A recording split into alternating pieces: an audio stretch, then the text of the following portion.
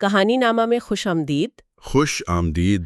آج ہم ادب کی دنیا کی ایک بہت ہی تخلیقی اور شاعرانہ کہانی کا تفصیلی جائزہ لیں گے۔ جی، اٹالو کیلوینو کی چاند کا فاصلہ۔ بالکل، ان کے مشہور مجموعے کوزمی کومکس سے ہمارے پاس آج اس کہانی کے کچھ اقتباسات ہیں جن پر ہم بات کریں گے۔ اور یہ کہانی واقعی سائنس، تخیل اور انسانی جذبات کا ایک کمال کا امتزاج ہے۔ ہاں، یہی تو کیلوینو کی خاص بات ہے کہ کیسے وہ کائناتی بڑی بڑی باتوں کو اتنے گہرے انسانی تجربات میں بدل دیتے ہیں۔ صحیح۔ چاند کا فاصلہ ہمیں ایک ایسے زمانے میں لے جاتی ہے جو تاریخ سے بھی بہت پہلے کا ہے۔ جی، جب چاند زمین کے بہت ہی قریب تھا۔ اتنا قریب کہ لوگ کہانی کے مطابق سیڑھیاں لگا کر اس پر چڑھ جاتے تھے یا سمندر سے چھلانگ لگا کر پہنچ جاتے تھے۔ کمال ہے۔ کہانی کا راوی ہے QFWFQ۔ ہاں، یہ کیلوینو کا ایک طرح سے ریکرنگ کیریکٹر ہے۔ اچھا، تو وہ بتاتا ہے کہ وہ اور کچھ لوگ باقاعدگی سے چاند پر جاتے تھے ایک خاص چیز جمع کرنے۔ جی، وہ چاند کا دودھ، مون ملک جسے کہا گیا ہے۔ ایک چمکدار پراسرار سی چیز۔ لیکن اصل میں تو اس ایڈونچر کے پیچھے ایک اور کہانی چل رہی ہے۔ بالکل، وہ محبت اور حسرت کی کہانی۔ ہاں، QFFQ کیپٹن کی بیوی سے محبت کرتا ہے چھپ کے جبکہ وہ بیوی جو ہے وہ چاند اور اس سے جڑی آزادی کے خیال میں کھوئی ہوئی ہے۔ اور پھر جب وہ چاند پر ہی رہ جانے کا فیصلہ کرتی ہے، جیسے جیسے چاند دور ہوتا جاتا ہے تو وہ فاصلہ، وہ خواہش، وہ کھوئی ہوئی چیزیں، ان سب کی ایک علامت بن جاتا ہے۔ تو آئیے آج اس کہانی کی گہرائی میں اترتے ہیں اور دیکھتے ہیں کہ کیلوینو نے یہ جادو کیسے بنا ہے۔ ضرور۔ اچھا، تو کہانی کا جو بنیادی خیال ہے وہی کتنا حیران کن ہے۔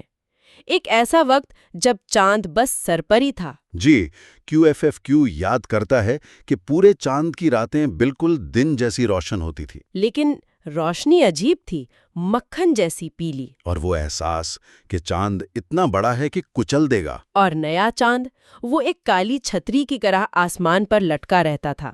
بڑھتے چاند کے سینگ اتنے نیچے ہوتے کہ لگتا تھا پہاڑیوں میں اٹک جائیں گے۔ یہ سب منظر نہیں، یہ ایک پوری دنیا بنائی گئی ہے جو ہمارے اصولوں سے بالکل مختلف ہے۔ اور دلچسپ بات یہ ہے کہ کیلوینو نے اس کی بنیاد ایک سائنسی نظریے پر رکھی ہے۔ ہاں، وہ سر جارج ایچ ڈارون والا نظریہ ہے نا، مشہور چارلز ڈارون کے بیٹے۔ جی، کہ سمندری لہروں یعنی ٹائیڈز کی کشش نے آہستہ آہستہ چاند کو زمین سے دور دھکیلا ہے۔ کیلوینو اسی سائنسی نقطے کو لیتے ہیں اور اسے ایک بہت ہی ذاتی جذباتی کہانی کا آغاز بنا دیتے ہیں۔ بالکل۔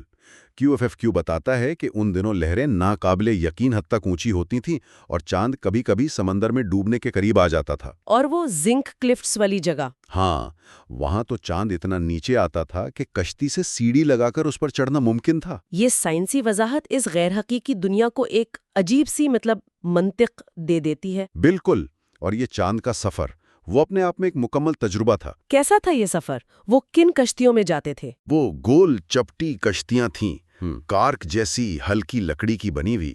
اور ساتھ کون کون ہوتا تھا؟ راوی QFFQ، کیپٹن VHHD، اس کی بیوی، اور پھر وہ راوی کا بہرا کزن۔ اوہ ہاں، وہ کزن۔ اور کبھی کبھی وہ چھوٹی بچی ایکسل تھیلیکس بھی ہوتی تھی۔ منظر کیسا ہوتا تھا سفر کا؟ منظر کشی کمال کی ہے۔ چاندی جیسا پرسکون سمندر، بنفشی مچھلیاں تیر رہی ہیں۔ اور وہ چاند کی کھچاؤ کی وجہ سے سطح پر تیرتے آکٹوپس اور جیلی فش۔ جی، زعفرانی میڈوسا جنہیں کہا ہے۔ اور اس سے بھی زیادہ عجیب بات کیا؟ کہ سمندر سے چھوٹے جاندار، کیکڑے، سکویڈ، پودے، مرجان، وہ اڑ کر چاند کی طرف جاتے تھے۔ اچھا، مطلب زمین اور چاند کے بیچ ایک زندہ تعلق تھا؟ بالکل، ایسا ہی محسوس ہوتا ہے، گویا ایک کنٹینیوس ایکسچینج تھا۔ اور پھر چاند پر چڑھنا وہ کیسے ہوتا تھا؟ وہ بھی بڑا خاص تھا۔ کشتی کو ٹھیک چاند کے نیچے لا کر سیڑھی لگائی جاتی۔ اور جو سب سے اوپر ہوتا وہ ڈر جاتا ہوگا۔ ہاں، اکثر چلاتا، رکو میرا سر ٹکرائے گا، کیونکہ چاند ایک بہت بڑی کھردری چھت جیسا لگتا تھا۔ اس کی بو کا بھی ذکر ہے نا، مچھلی جیسی؟ جی، ہلکی سی جیسے اسموکڈ سیمن کی۔ سیڑھی کے آخری ڈنڈے سے ہاتھ بڑھا کر چاند کو چھونا پڑتا۔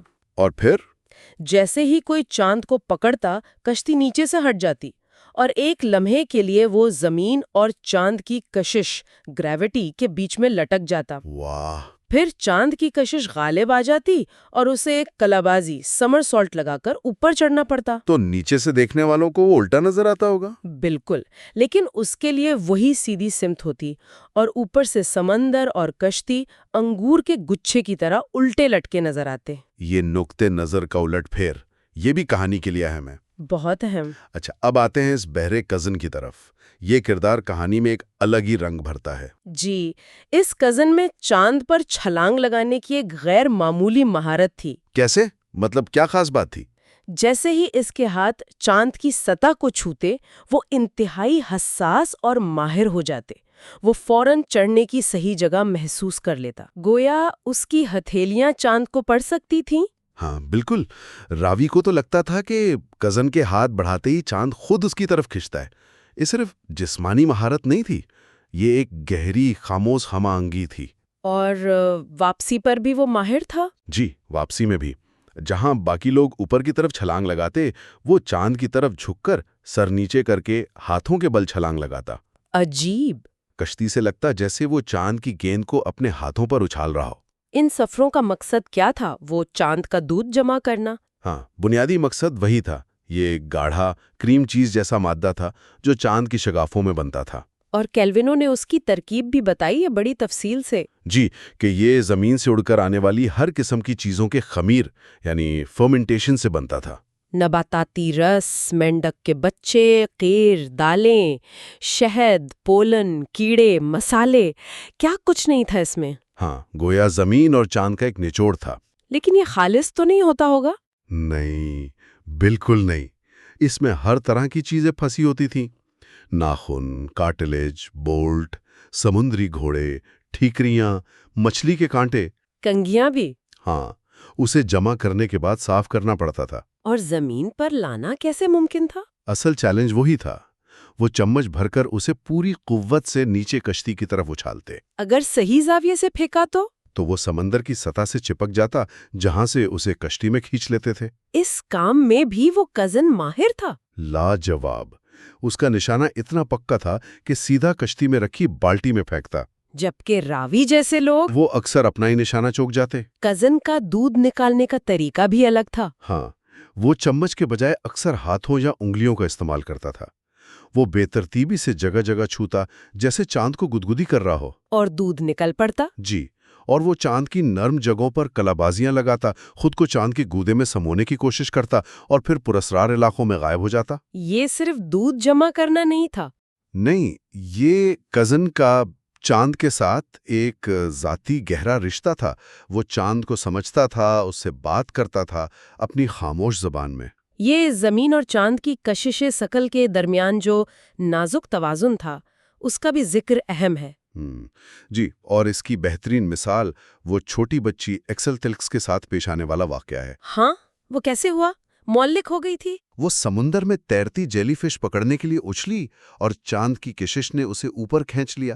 وہ اتنی ہلکی تھی کہ زمین کی کشش اسے واپس نہیں کھینچ پا رہی تھی۔ پہلے تو ڈر گئی ہوگی۔ بہت، لیکن پھر اسے مزہ آنے لگا اور وہ ہوا میں تیرتے ہوئے چھوٹے سمندری جانوروں کو پکڑ کر کھانے لگی۔ اس کی واپسی کیسے ہوئی؟ جیسے جیسے وہ کھا کر اپنا وزن بڑھاتی گئی، وہ آہستہ آہستہ زمین کی کشش کے دائرے میں واپس آنے لگی۔ اور وہ جو دوسرے جاندار اس کے گرد جمع ہو گئے تھے؟ ہاں، چونکہ وہ اس وقت خلا میں سب سے بڑا جسم تھی، ہوا میں اڑتے دوسرے جاندار اور پودے اس کے گرد جمع ہونے لگے۔ وہ سیپیوں اور خولوں کے ڈھیر میں چھپ گئی؟ بالکل، اور جتنا وہ ان چیزوں میں چھپتی گئی، اتنا ہی چاند کا اثر کم ہوتا گیا، یہاں تک کہ وہ دھب سے پانی میں گر گئی۔ بچا لیا گیا اسے؟ فوراً کئی ہفتوں تک اس کے جسم سے وہ چیزیں نکلتی رہیں اور جلد پر ہمیشہ کے لیے نشان رہ گئے، جو دور سے چھائیوں جیسے لگتے تھے۔ جی، یہ واقعہ کشش ثقل کے کھیل کو بھی دکھاتا ہے، اور یہ بھی کہ کیسے یہ کائناتی قوتیں ذاتی تجربات بن جاتی ہیں۔ اب آتے ہیں کہانی کے جذباتی مرکز کی طرف۔ اس شاندار کائناتی پس منظر میں انسانی جذبات کیسے پنپتے ہیں؟ ہاں، یہ بہت اہم ہے۔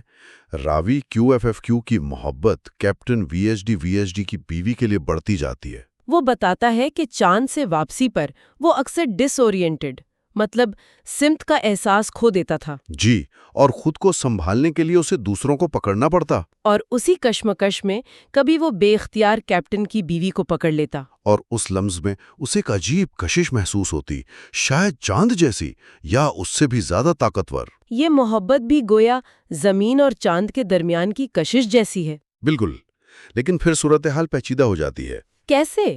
راوی کو لگتا ہے کہ کیپٹن کی بیوی کی دلچسپی بحری کزن میں بڑھ رہی ہے۔ اچھا، وہ کیسے؟ جب کزن چاند کو چھوتا تو بیوی کی آنکھوں میں خاص چمک آتی۔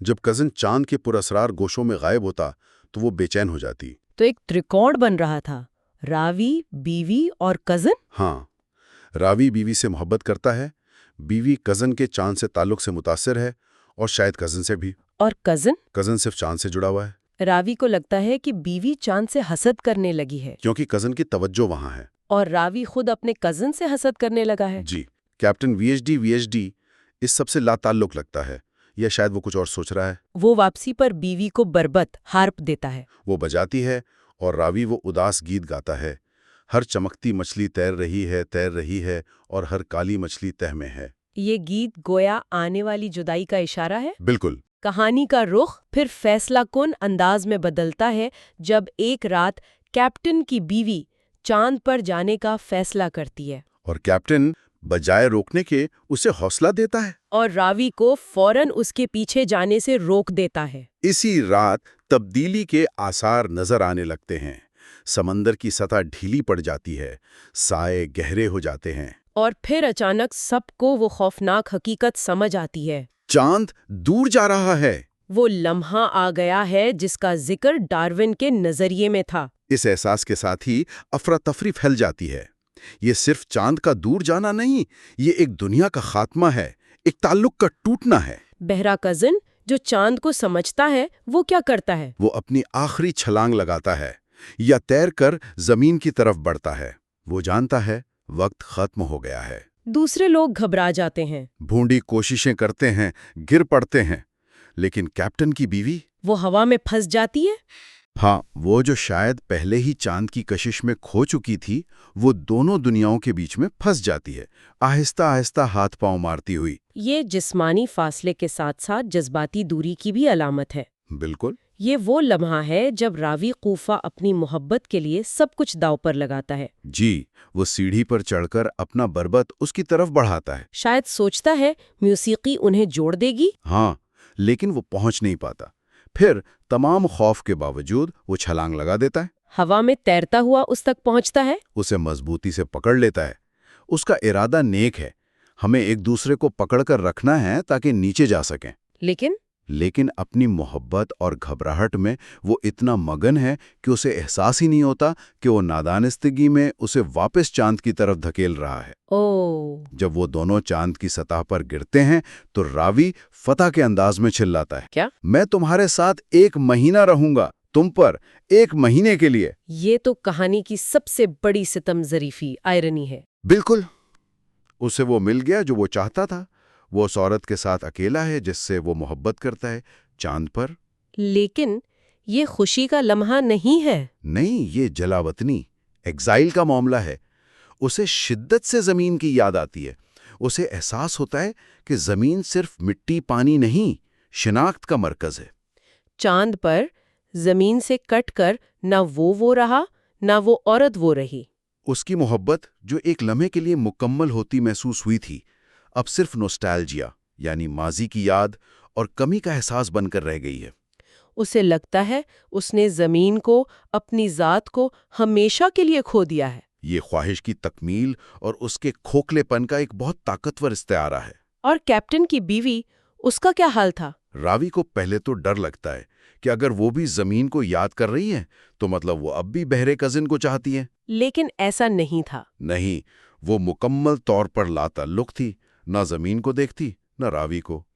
وہ چاند کی ویران سطح پر گھومتی، اپنا بربط بجاتی، جیسے وہ پوری طرح چاند کا حصہ بن گئی ہو۔ ہاں، راوی سمجھ جاتا ہے کہ وہ ہار گیا ہے۔